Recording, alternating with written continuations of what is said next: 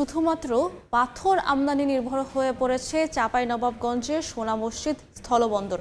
অন্যান্য পণ্য না আসায় ধস নেমেছে রাজস্ব আদায়ে। এই মুহূর্তে সোনা মসজিদ স্থলবন্দরে আছেন সহকর্মী জাহাঙ্গীর আলম। সরাসরি যাচ্ছি তার কাছে। সোনা মসজিদ স্থলবন্দর মূলত আমদানি নির্ভর স্থলবন্দর এবং এই সাম্প্রতিক বছরগুলোতে গত কয়েক বছরের ধারাবাহিকতায় চলতি বছরে আমরা দেখছি যে সোনা মসজিদ স্থলবন্দর দিয়ে যে সমস্ত পণ্য আমদানি হয়ে থাকে ভারত থেকে, এর মধ্যে 85 থেকে 90% মূলত পাথর, এর মধ্যে কালো পাথরই মূলত এখান দিয়ে বেশিরভাগ সময় আমদানি হয়ে থাকে। এবছর আমরা দেখছি যে আসলে এর পরিমাণটা সবচেয়ে বেশি এবং প্রায় 90% কাছাকাছি এই পণ্যটি আমদানি হচ্ছে।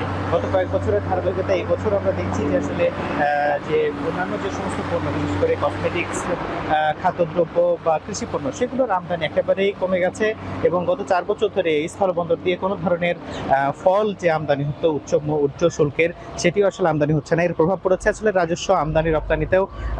এই গত 4 অর্থ বছরে ধারাবাহিকভাবে যে রাজস্ব ঘাটতি, সেটি কিন্তু ব্যাপকভাবেই লক্ষ্য করা গেছে। 4 বছরে প্রায় 1080 কোটি টাকা রাজস্ব ঘাটতি দেখা দিয়েছে। গত যে সাম্প্রতিক যে গত 25-26 যে অর্থ বছর, সেখানে আমরা রাজস্ব ঘাটতি দেখেছি 282 কোটি টাকার উপরে। তার আগের বছরেও 214 কোটি টাকা এবং 2023-24 সালে 163 কোটি টাকা।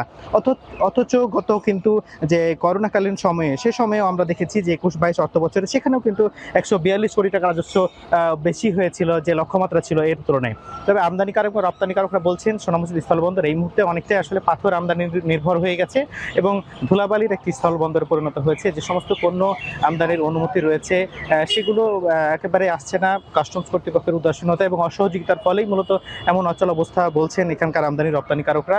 এবং এখানকার যে বাণিজ্যিক যে কার্যক্রম, সেটা এক প্রকার অচল অবস্থায় বলা যায়। অন্যান্য পণ্যের আমদানির কোনো ধরনের আসলে আমদানি দেখা যাচ্ছে না। বিশেষ করে কৃষি পণ্য এবং ফল তো গত 4 বছর ধরে আসছেই না। অন্যান্য কৃষি পণ্য এবং খাদ্যদ্রব্য, কসমেটিক্স পণ্য, সে সমস্ত পণ্যদ্রব্যগুলো আসলে আসছে না। এবং এক প্রকার আমদানি নির্ভর পণ্য যেই পাথর, সেটি কিন্তু পাথরের উপরে আসলে আমদানি নির্ভর যে কার্যক্রমটা, সেটা কিন্তু হয়ে উঠেছে। এই ছিল আমার কাছে সোনা মসজিদ স্থলবন্দর থেকে আমদানি রপ্তানি কার্যক্রমের সর্বশেষ। চাঁপাইনবাবগঞ্জ থেকে সরাসরি যুক্ত ছিলাম।